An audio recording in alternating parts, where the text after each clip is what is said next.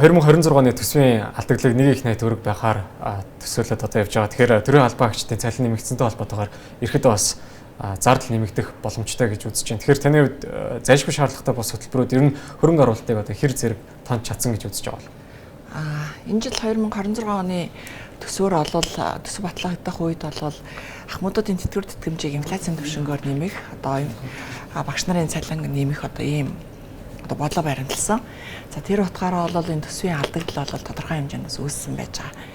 Тэгэд ерөнхийдөө бол яагаад цалин үйлс нэмэгдэх болсон бэ гэхээр ерөөсөө угаасаа нийгмийн эдийн засгийн түвшин дээрээ ийм эрс шинжилт хийх хэрэгтэй, цалин үйлсний хэмжээг өсгөх хэрэгтэй, нэг шаардлагатай байгаа учраас энэ асуудал бол орж ирсэн байх гэж бодож байгаа. Яг тэр утгаараа би сая бас нэг тогтоолын төсөл санаачилсан. Энэ тогтоолын төсөл бол төсвийн хөрөнгө оруулалтыг үр дүнтэй байлгах ийм тогтоолын төслийг санаачилж оруулж ирсэн. Одоо бол Монгол улс дотоодын нэг бүтээгдэхүүн өсөлтөн дээр анхаарал уул уурхайн олборлолт айгүй их хэрэгжүүлээд уул уурхаагаас болоод эдийн засаг нь маш их өсөлттэй байгаа. Тэгээд энэ эдийн засгийн өсөлтийн энэ шок он нь болохоор инфляц дээр хэрэг хурж ирж буугаад тэгээ инфляци алдчихгүй байхын тулд дандаа мөнгөний хатуу бодлого ярьдаг. Энэ нь өөрөө эргээд энэ эдийн засгаа ингээд жижигрүүлэх, энэ аж ахуйн нэгжүүдийг юм боомлох ийм бодлого болчиход байгаа. Эсвэргээрээ бид нар амьдралын чанар гэдэг ямиг дээшлүүлэхийн төлөө энэ одоо нэг жиргэний орлогыг, өрхийн орлогыг нэмэгдүүлэх ийм бодлого хэрэгжүүлээд ирэх юм бол энэний цаана болохоор арилжааны банкуудын хүү багасж ирнэ. Яагаад тэгэхээр аж ахуйн нэгжүүдийн тоог өсгөх хэрэгтэй гэдэг энэ бодлого дээр мөн одоо энэ аль болох одоо олон одоо төрийн өмчийн аж ахуйн нэгжүүдийг багасгах буюу энэ чөлөөт эдийн засгийг дэмжих. Тэгээд энэний цаана одоо нөгөө нэг боловсрол, эрүүл мэндийн хүртээмж сайжрах юм байл л дээ. Тэгээд цаашлаад бол одоо манай энэ амьдралын чанарыг хэмжих энэ одоо хэмжүүрээ төсвийн өрөөнийхөө мэдээлэл дээрээ дотоодын нийт бүтээгдэхүүнийхээ өсөлт дээрээ давхар ингээд тооцоод яваад ахтан зэрэг энийхээ цаана болохоор бид нар одоо сая хэлсэн нийгмийн асуудлуудыг шийднэ. Мөн одоо төсвийн одоо үр дүнтэй захиран зарцуулалтын дээр анхаарад явах ийм боломж болцоо байгаа юм билээ. Тэр утгаараа нь би энэ удаа бол энэ төсвийн хүрээний төсвийг одоо үр дүнтэй захиран зарцуулах талаар тогтоолын төсөл санаачлаад ажиллаж байгаа гэсэн үг.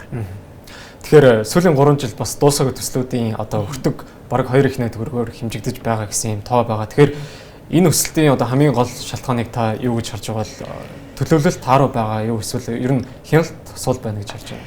Тогтоолын төслийг ингээд хийгээ явж хах бид нар дандаа ер нь хуучин төслүүдэд тусах ийм одоо бодлого баримталсан юм билээ.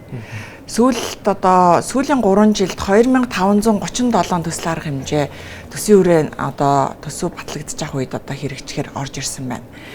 Тэр 2537 төсөл арга хэмжээнээс 214 шинэ төсөл арга хэмжээ байдаг. Гэтэл 2323 одоо хуучин төслүүдэд бид нар дуусгах ийм одоо арга хэмжээ аваад хэрэгжүүлээд байна шүү дээ. Инглээр ерөөсөө өмнө нь төсвүүдээр суучихсан энэ олон төслүүдэд дуусгах, гүйцээх гэдэг энэ бодлогыг манай одоо засгийн газраас бариад байгаа мэн гэж харагдаж байгаа. Гэхдээ энд нэг одоо бид нар нэг засаж залруулах нэг зүйл байгаа. Энэ нь болохоор 2323 хуучин төсөл арга хэмжээний 715 төсөл арга хэмжээнд төс төртгөн өсчихсөн байна.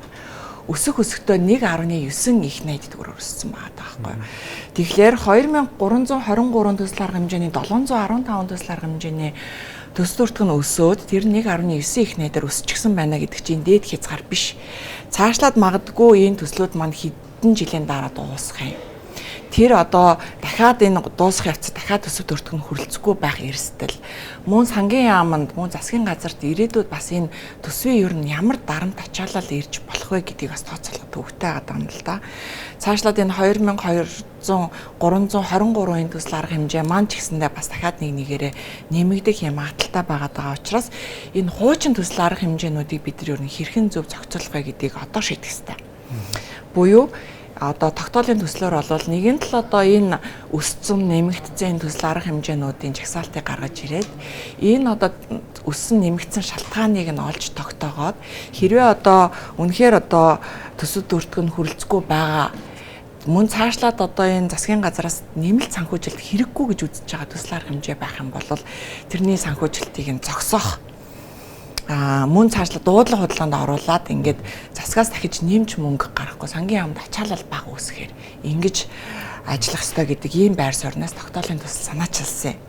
Ер нь энэ тогтоолын төслийг ингэж санаачлах болсон гол одоо үндсэн санаа нь бол бид нар энэ өмнө нь нэгэнт эхэлчихсэн байсан энэ олон төслүүдээ ингээд дуусгах гэж ингэж нэмэлт төсөв гаргаж ингэж ажиллаж байхаар шинэ төслүүд дээр илүү анхаарай. Шинэ төслүүд дээр анхаарах юм бол одоо манай төсвийн тухай хуулиар сайн нэг шинэ нэмэлт өөрчлөлт орж ирсэн. Шинээр орж ирж байгаа төсөл хөтөлбөрүүдийг 3 жил дотор л хийж гүйцэтгэж дуусгана гэсэн ийм тойл нэмэлт өөрчлөлт орж ирсэн байхгүй. Тэгэхээр бид нар аль болох шинэ олон төсөл орж ирээд ах юм бол тэд нар маань 3 жил дотор л дуусаад ах нэ. Тэгэхээр өмнөх төслүүдийг бид нар энэ олон 2000 3000 гарчим энэ олон төслүүдийг бид нар хэрхэн зөв зохицуулах вэ гэдг нь одоо бид нар хийх ёстой ийм ажил болчиход байгаа юм. Тэгэхээр таны санаасалж байгаа реформ эх 9-р сард батлагдах тохиолдолд ер нь 2-3 жилдээ ямар одоо бодит өөрчлөлтийг мэдэрнэ гэж таамаглаж байна. Ер нь бол засгийн газрын тогтоолын төслийг одоо дэмжиж байгаа гэдгийг илэрхийлчихсэн байгаа. Одоо энийг бол хаврын чуулгаар улсын их хурлаар оруулж ирж батлаж засгийн газар чиглэл өгөх ийм үүрэгтэй. Тэгээ энэ удаа нэг удаагийн одоо зориултаа ийм тогтоол юм байгаа. Нэг удаагийн ихлээр ер нь бол энэ улсын төсвөд ачаалал болсон, дарамт болчихсон, энэ удчихсан төсөл арга хэмжээнүүдийг ер нь нэг зэгцэлье. Нэг удаагийн одоо реформоор хит удчихсан, хит үр дүнгүй болчихсон энэ төслүүдийг нэг удаа ингээд цэвэрлэхэд улсын төсөв ч гэсэндээ засгийн газар ч гэсэн ачаал багтаа цаашаа ингээд явж байгаа. Одоо зөөрлөд хэлэх юм бол одоо засаг гэж яхад хойдол маш их ачаал байгаа байхгүй. Энэ олон мянган төслүүдийг бүгдийг нь санхүүжүүлж дуусгана. Тэгээд дээрэс нь эдгээр нь зөв зүгээр одоо санхүүжигдэхгүй дандаа ингээд нэмэлт төсөв шаардагдчихсан. Ийм байгаа учраас эдрийг нэг ирэмбэлж ялгаад ингээд нэг яах юм бол цаашаа чин төслөө бид нар хэрэгжүүлэх төсвүүдээр орон зай гарч ирнэ. За яг Монгол улсын төсвийн нэг 10 орчим хувь нь бол төсвийн хөрөнгө оруулалтанд зориулагддаг гэдэг утгаараа жилдээ нэг 3-аас 4 орчим ихнээд төгрөгийн улсын төсвийн хөрөнгө оруулалтын зардалд тавигддаг. А энэ зардлын одоо 10 орчим хувийн энэ улсын төсвийн хөрөнгө оруулалт дээр орж ирсэн энэ төслүүд дотор нь 30% одоо өсөлт нь түрүү жилийн өмнөх одоо төсөл арга хэмжээнүүдийн нэмэлтэд орж ирсэн гэж бодглохлоор ер нь жилдээ бид нар нэг орчим их найд төгрөгийг энэ өмнө нь хэрэгжижсэн төсөл арга хэмжээний нэмэлт зардал дээр тавигдаад байна л гэсэн үг байхгүй юу.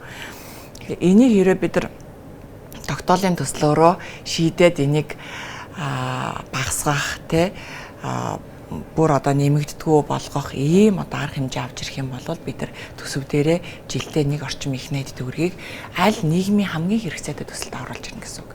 Одоо манай төсөл ингээд хараад байхад дандаа ингээд өмнөх ингээд эхэлжсэн төслүүдэд дуусгахад ингээд чиглээд байгаа болохоор ихэвчлэн дандаа нийгмийн чанартай төслүүд орж ирдэг. Нийгмийн чанартай гэхэлэр цэцэрлэг, сургууль, за тэгэл одоо жижиг одоо нэг офисын төрийн байгууллагын байр талбай гэд ингээд гэтэл төсөв маань өөрөө тодорхой хэмжээний дид бүтцийн салбар дээр зориулагдчих хэвээр. Дид бүтэц гэхлээр цахилгаан станц. Нөгөө нэг энэ бомтууд, энэ төв одоо магистрал замуудыг холбосон замууд гэд энэ одоо дид бүтцийн салбар руу илүү анхаарах ёстой. Гэтэл манайх одоо энэ нийгмийн чанартай энэ төслүүдэд хэтэрхий хэрэгжүүлээд ирэхлээр дид бүтцийн төслүүд маань хоцроод ирж байгаа. Тэгээд дид бүтцээ үнэхээр хэрэггүй мүү хэрэгтэй аа шүү дээ. Одоо өвөл сая хэд ч бид нараас бараг улсаараа лаа барьлаа. Тэгэхээр энийг чинь одоо хувийн хвшлийнхэн бас олж анзаараад жишээл бөөрөлжүүд одоо хувийн хвшлийн хөрөнгө оруулалтаар цахилгаан станц зарж биш. Энэ бол яг нөгөө эсрэгцэл нь төр нь өөрөө дид бүтцээ хариуцаад хувийн хвшлүүд нь харин одоо бясалганы үйлдвэрч гэдэг юм уу одоо тэр хүнсний одоо том төвөдч гэдэг юм уу тэдрийг болол хувийн хвшлүүд хийх хэрэгтэй байхгүй. Тэгэхээр ингээд манайх одоо энэ өмнө нь хэрэгжүүлсэн орж ирсэн төслүүдэд дуусгах гэхээр ерөөсөө л дандаа нийгмийн чанартай төслүүд дээр л илүү анхаарахаас өөр арга байхгүй. Тэгэхээр энийхээ хэрвээ явцыг нь төр одоохондоо нэг хэсэг тэр явц дээр нэг анализ зэрэм судалгаа хийгээд тэгээд зогсоохыг зогсоогоод бодлогодлоонд оруулаад ингээд балансын хувьд цэвэрлэж өгөөд тэгээд цаашлаад бид нар тэр орон зайн дээр шинэ төслүүдэд оруулж ирье л гэсэн ийм тогтоолын төсөл юм байна. Ингэж л улс орон хөгжих ёстой л доо. Тий.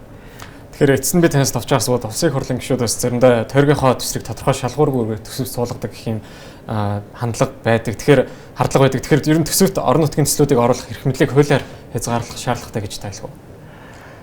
Ер нь шаардлагатай. Ер нь сонгуулийн жилд бол улсын төсвийн хөрөнгө оруулалтаар гишүүдийн тавигдж байгаа төсөл арга хэмжээний эрс устай юм бэл.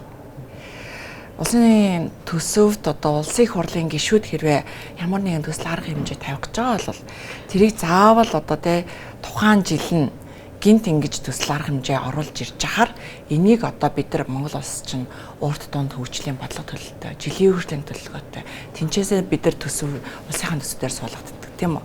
Тэгэхээр гишүүд маань аль эртнээс тийм урт дунд жилийн одоо 5 жилийн 10 жилийн төлөвлөгөө. За магадгүй одоо сая хөгжлийн 5 жилийн чиглэл бид нар баталсан.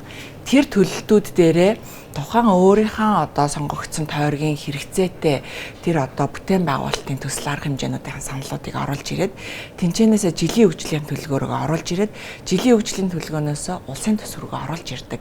Энэ тогтолцоороо л орж ирэх хэрэгтэй. Тэгэхээр жилийн хөгжлийн төлөвлөгөөнөөс улсын төсвөрөөр орж ирэх явцдаа тэзүү байхгүйгээд зарим нэг хэрэгцээтэй төслүүд хасагддаг. Тэрний оронд нь яг нөгөө нэг одоо тойргийн гишүүд ч гэдэг юм уу эсвэл хин нэгэн одоо маш одоо эрхтэй одоо юм улс төрчдөөс шууд энэ нь бол тэзүүтэй юм а гэдэг шалтгаанаар тийм ч их эдийн засагт нийгэмд үр ашиггүй төслүүд орж ирэх тохиолдол байна. Тэгэхээр энэ дээр ч гэсэн бид нар хуулийн нэмэлт өөрчлөлт хийх ёстой гэж үзэж байна.